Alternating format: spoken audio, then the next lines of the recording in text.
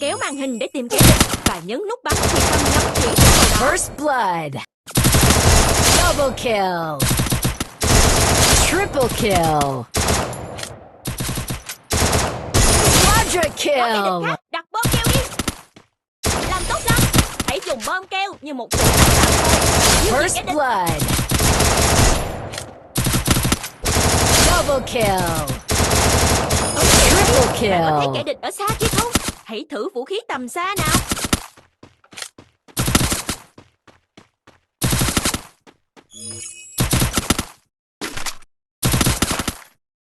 Ôi, cái này hơi rắc rối đây. Hãy thử chọn chế độ bắn tỉa thuận tay với bạn đã.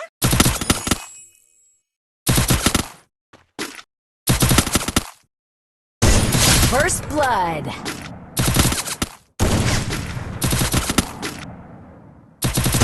Double kill.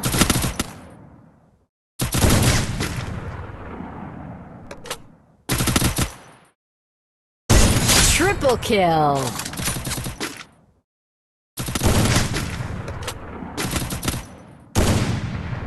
Quadra kill. Cha, kẻ địch cũng biết nắp xà bom keo cơ đấy. Hãy thử ném lựu đạn xem nào.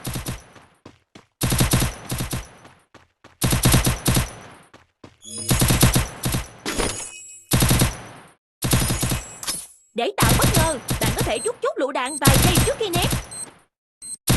Tuyệt vời! Quadra Giờ hãy đến chỗ đồng đội kill. bị gục và cứu họ ngay nào.